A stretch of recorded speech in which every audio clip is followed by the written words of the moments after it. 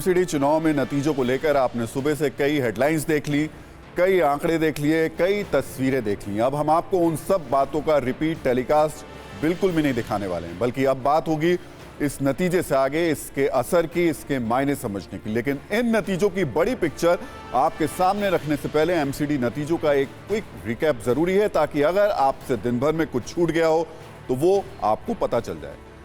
दिल्ली का जनादेश अब पूरी तरह से क्लियर है। 15 साल बाद एमसीडी की चाबी को जनता ने केजरीवाल के हाथों में सौंप दिया है।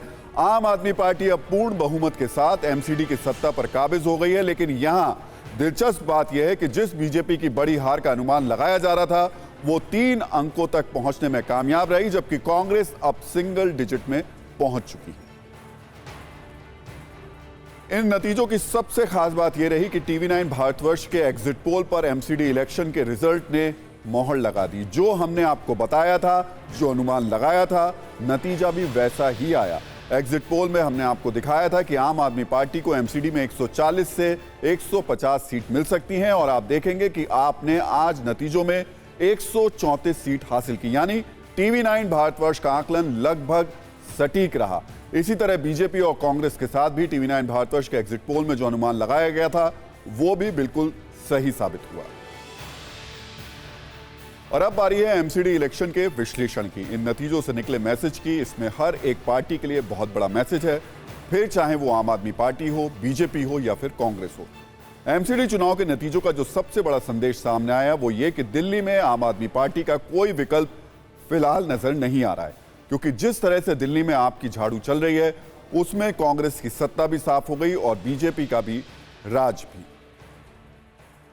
आम आदमी पार्टी सिर्फ 10 साल पुरानी पार्टी है। 2 अक्टूबर 2012 की वो तारीख थी जब अन्ना आंदोलन के बाद आपका गठन हुआ था। तब से लेकर अब तक इस पार्टी से दिल्ली के सियासी इतिहास को न सिर्फ इसने बदला, बल्कि नया इतिहास भी लिखा। इसीलिए कहा जा रहा है कि अभी दिल्ली में आम आदमी पार्टी का कोई भी विकल्प नहीं है। ऐसा क्यों है, उसे भी समझिए। आम आदमी पार्टी ने दिल्ली के विधानसभा चुनाव में 15 साल के कांग्रेस के शासन को खत्म कर दिया। या हम आपको दिखाते हैं किस तरीके से हम जो आपको बता रहे हैं उसके मेन पॉइंटर्स क्या हैं। 15 साल का कांग्रेस का राज खत्म किया और 15 साल का बीजेपी का राज खत्म किया, दोनों जगह। ये बात 2013 की है और ये बात 2022 की है। देश की सबसे पुरानी पार्टी को हराया, ये 2013 की बात हम बता रहे हैं, ये कांग्रेस के लिए है। और दुनिया की सबसे बड़ी पार्टी को एमसीडी चुनाव में हराया, ये बात बीजेपी के लिए है और अभी के लिए हम बता रहे हैं। तो ये कई रिकॉर्ड्स दिल्ली के हिसाब से अरविंद केजरीवाल ने बनाए हैं। साल 2013 में पहली बार आम आदमी पार्टी ने कांग्रेस से सत्ता छीनी और अब 2022 में बीजेपी से एमसीडी की गद्दी को छीन लिया। साल 2013 में जीत के लिए आम आदमी पार्टी के पास बहुमत नहीं था, फिर भी उसने सरकार बनाई, जबकि एमसीडी पर उसने आज पूरे बहुमत के साथ कब्जा कर लिया। इसमें एक बात एकदम क्लियर है कि जिस तरह से विधानसभा चुनाव में दिल्ली की जनता ने केजरीवाल पर भरोसा किया है, वो भरोसा पिछले कुछ सालों में और मजबूत हुआ है, और आज एमसीडी चुनाव का नतीजा उसका सबसे बड़ा सबूत है। अब समझिए एमसीडी के चुनावी नतीजों का दूसरा बड़ा मैसेज क्या है। आज की एमसीडी में जीत के साथ देश की राजधानी दिल्ली पर केजरीवाल का संपूर्ण कब्जा हो गया है। हमारे बहुत से न्यूज मित्र सोच रहे होंगे कि दिल्ली में अब सिर्फ केजरीवाल के फैसले चलेंगे, पूरी तरह से आम आदमी पार्टी का शासन होगा। लेकिन इस संपूर्ण कब्जे के साथ कुछ नियम और शर्तों का कॉलम है और उसे समझना बहुत जरूरी है। सबसे पहले समझिए कि दिल्ली राज्य नहीं है, ये एक केंद्र शासित प्रदेश है। इसलिए दिल्ली सरकार और केंद्र सरकार के अधिकारों का बंटवारा थोड़ा सा जटिल है। लेकिन कामकाज के हिसाब से दिल्ली में 3 बड़े प्लेयर हैं।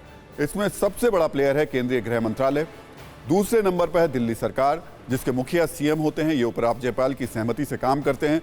तीसरे नंबर पर है एमसीडी यानी नगर निगम, इसमें मेयर का पद सर्वोच्च होता है, ये डायरेक्ट गृह मंत्रालय यानी केंद्र सरकार को रिपोर्ट करता है। दिल्ली वालों की सुरक्षा की जिम्मेदारी केंद्रीय गृह मंत्रालय के पास है। पानी, बिजली, शिक्षा, स्वास्थ्य की जिम्मेदारी दिल्ली सरकार के पास है, और साफ सफाई, पार्किंग का काम एमसीडी के पास है। अब दिल्ली और एमसीडी दोनों जगहों पर आम आदमी पार्टी का कब्जा है, यानी पुलिस को छोड़ दे तो संपूर्ण दिल्ली की जिम्मेदारी आम आदमी पार्टी की है।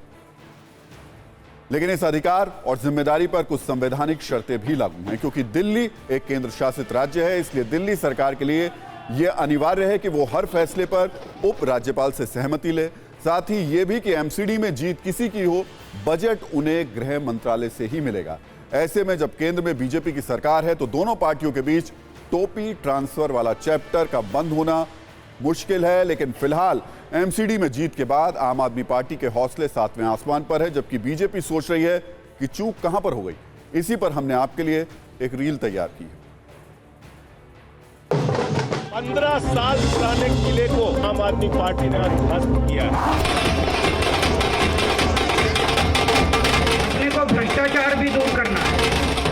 अभी तक जो सारा सिस्टम चल रहा था लूटपाट का, लेंटर पे पैसे लेने का, ये सब खत्म करना है।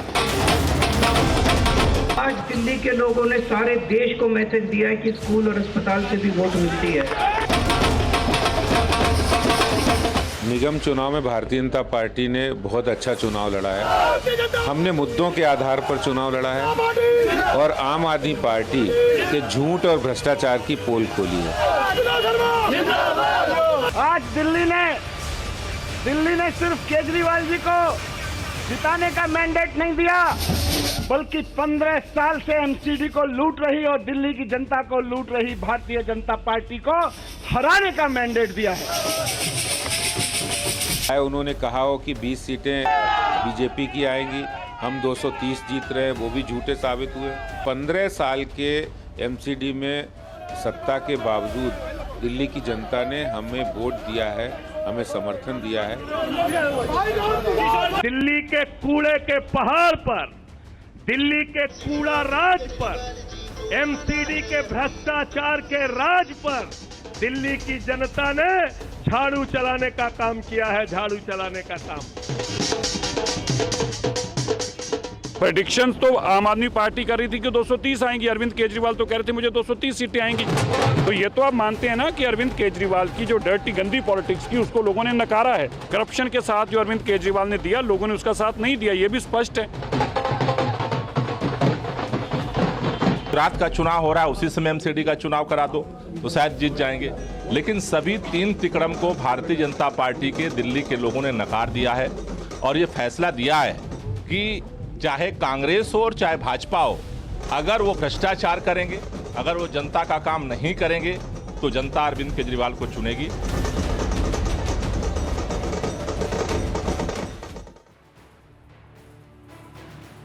और अब बात एमसीडी के नतीजों से निकले तीसरे मैसेज की, और वो मैसेज ये कि आज की जीत के साथ आम आदमी पार्टी मिशन 2024 में जुट गई है।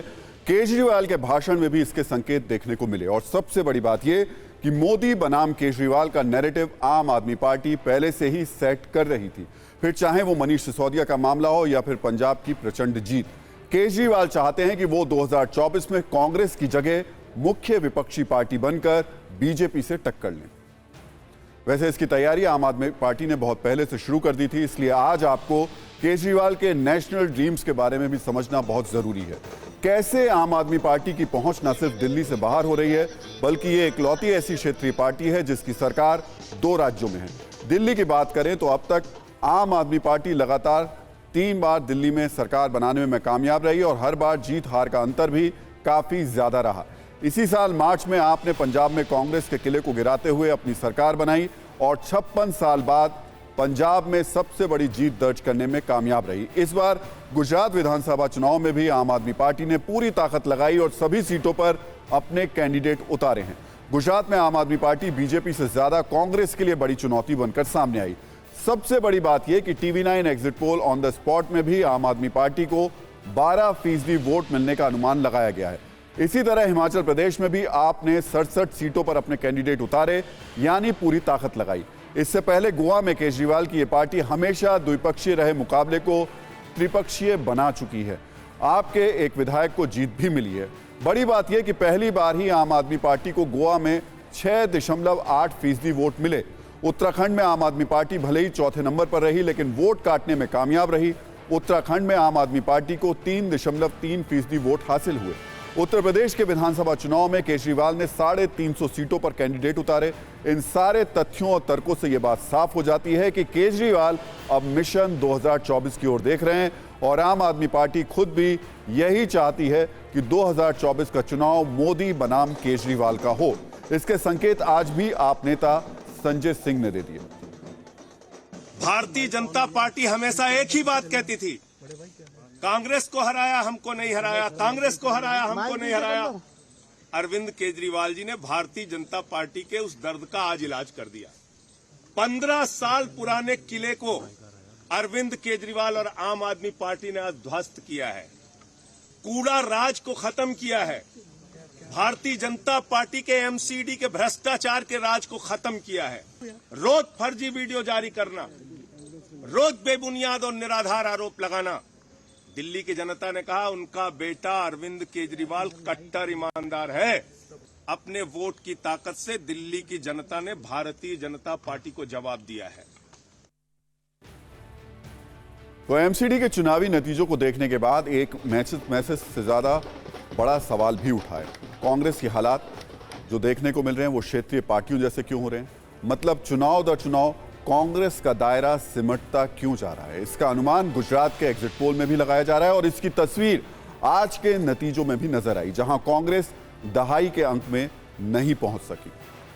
वैसे तो दिल्ली नगर निगम यानी एमसीडी चुनाव के विश्लेषण में कांग्रेस को बहुत ज्यादा स्पेस देना सही नहीं है, क्योंकि दिल्ली एमसीडी के नतीजों को देखकर यह बात बिना किसी संकोच के कही जा सकती है कि दिल्ली की जनता ने कांग्रेस को वोट देने से परहेज किया है। इस बात को समझने के लिए हमें राजनीति में आम आदमी पार्टी की एंट्री और कांग्रेस के एग्जिट का ग्राफ भी देखना होगा।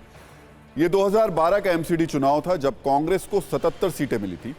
आप यानी आम आदमी पार्टी पिक्चर में उस वक्त नहीं थी। 2017 की जब हम बात करें तो एमसीडी चुनाव में कांग्रेस को 30 सीटें मिली और आम आदमी पार्टी 48 सीटों पर पहुंच गई। 2022 में कांग्रेस राष्ट्रीय पार्टी से क्षेत्रीय पार्टी बनने की ओर बढ़ गई। पार्टी एक अंक में सिमट गई, सिर्फ 9 सीटें मिली, जबकि आम आदमी पार्टी 134 सीटों के साथ एमसीडी में सत्ता में आ गई। ये वो सच है जो कांग्रेस समर्थकों को पसंद नहीं आएगा। कांग्रेस को इन नतीजों पर मंथन की जरूरत है। उम्मीद करते हैं कि वो मंथन कर भी रहे होंगे। कई लोग ये भी कहेंगे कि आम आदमी पार्टी और बीजेपी की तुलना करनी चाहिए, कांग्रेस तो पिक्चर में है ही नहीं, फिर उनकी तुलना क्यों? लेकिन यहां पर कांग्रेस से आम आदमी पार्टी की तुलना इसलिए जरूरी थी क्योंकि कांग्रेस का वोट छीनकर ही आम आदमी पार्टी एमसीडी पर कब्जा करने में कामयाब रही है। आज के नतीजों को लेकर कांग्रेस में हताशा जरूर होगी, कम से कम इसका असर आज कांग्रेस दफ्तर में दिखा है। इसकी रील भी आपको देखनी चाहिए। तो कांग्रेस जैसी सबसे पुरानी और बीजेपी जैसी बड़ी पार्टी को हराने के बाद केजरीवाल आज जनता के सामने आए, विक्ट्री का साइन दिखाया, हाथों में माइक थामा और इसके बाद जो कुछ हुआ उससे साबित हो गया कि इस लोकल चुनाव के जरिए केजरीवाल ने नेशनल एजेंडा सेट करने की तैयारी कर ली। इतने बड़े बदलाव के लिए, इतने बड़े परिवर्तन के लिए मैं दिल्ली के लोगों को बहुत बहुत बधाई देना चाहता हूं। आज दिल्ली के लोगों ने अपने बेटे को, अपने भाई को दिल्ली की सफाई करने की जिम्मेदारी दी है, भ्रष्टाचार दूर करने की जिम्मेदारी दी है, पार्कों को ठीक करने की जिम्मेदारी दी है, कई सारी जिम्मेदारियां आज दी हैं। इतना प्यार दिया आपने, इतना विश्वास किया आपने मेरे ऊपर, इसके लिए मैं आपका ऋण कभी नहीं चुका सकता। मैं पूरी कोशिश करूंगा रात दिन मेहनत करके आपके इस भरोसे को कायम रखूं। हमें दिल्ली को ठीक करने में सबके सहयोग की जरूरत है और खासकर हमें केंद्र सरकार की मदद भी चाहिए, केंद्र सरकार का सहयोग भी चाहिए। हम आज इस मंच के जरिए से मैं केंद्र सरकार से भी और खासकर प्रधानमंत्री जी से भी दिल्ली को ठीक करने के लिए आशीर्वाद चाहता हूं कि उनका भी, प्रधानमंत्री जी का भी और केंद्र सरकार का भी आशीर्वाद हमें चाहिए। पॉजिटिव राजनीति को आगे लेके जाना है और मेरा दिल कहता है कि जैसे जैसे देश के अंदर ये पॉजिटिव राजनीति बढ़ेगी, हमारे देश को दुनिया का नंबर 1 देश बनाने से कोई नहीं रोक सकता। और यही है जो देश को आगे बढ़ाएगा। गाली गलौज से देश आगे नहीं बढ़ेगा, गुंडागर्दी से, लफंगई से, मारपीट से देश आगे नहीं बढ़ने वाला। थोड़ी देर पहले ही हम आपसे कांग्रेस की बात कर रहे थे और हमने आपसे कहा था कि आपको दिखा देते हैं कि आज के दिन कांग्रेस के दफ्तर का क्या हाल रहा, और उसके लिए हमने एक स्पेशल रील भी तैयार की है, वो देख लेते हैं। ठीक नहीं रहा है, संतोषजनक नहीं है।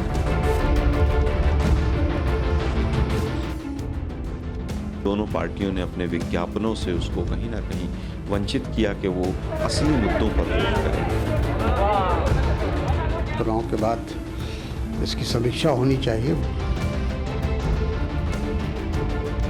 जिस कांग्रेस ने पूरी दिल्ली के स्वरूप को बदला, यदि यात्रा दिल्ली के नज़दीक या दिल्ली से होकर गुजर गई होती तो और उन लोगों को बल मिलता जो राहुल जी के इस विश्वास पर जुड़ रहे हैं। एक तरफ कूड़ा करने वाली पार्टी थी, एक तरफ दारू करने वाली पार्टी थी, एक तरफ तिहाड़ चल रहा था, एक तरफ भ्रष्टाचार चल रहा था। मैं इस हार को स्वीकार करता हूं। जो भी फैसला उन्होंने किया है दिल्ली की जनता ने, हम उसका सर झुकाकर स्वीकार करते हैं। तो आज एमसीडी चुनाव के नतीजों के साथ एक मैसेज और सामने आया है, और वो ये कि 2024 में होने वाले लोकसभा चुनाव के मुद्दों का मेन्यू थोड़ा और लंबा हो गया है।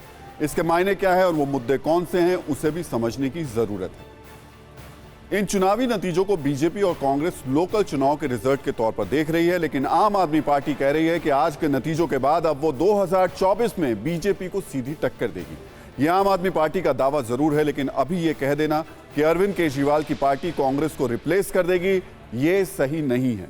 हाँ, ये सच जरूर है कि आप विपक्ष में अपना स्पेस बढ़ाती जा रही है, इसलिए आज बीजेपी और आपके मुद्दों की तुलना बहुत ज्यादा जरूरी है। मुद्दों पर बात करें तो राष्ट्रवाद बीजेपी का अहम मुद्दा है, वो इस पर आक्रामक है। आम आदमी पार्टी राष्ट्रवाद पर सॉफ्ट है। बीजेपी खुलकर हिंदुत्व की राजनीति करती है, तो आपको भी हिंदुत्व से परहेज अब नहीं है। फ्री स्कीम, यह आजकल सबसे चर्चित मुद्दा है। बीजेपी फ्री स्कीम की विरोधी है। आम आदमी पार्टी के लिए फ्री स्कीम सबसे बड़ा चुनावी हथियार है। बीजेपी तेज विकास की राजनीति की पक्षधर है, तो अरविंद केजरीवाल भी विकास की राजनीति के पक्षधर हैं। बीजेपी तुष्टीकरण की राजनीति के खिलाफ है। आम आदमी पार्टी ने इस मुद्दे पर अब तक कंफ्यूजन बनाए रखा है। दोनों ही दल गरीबों के लिए कल्याणकारी योजनाएं जिसमें फ्री राशन, फ्री स्वास्थ्य सुविधाएं हैं, उसके पक्ष में है।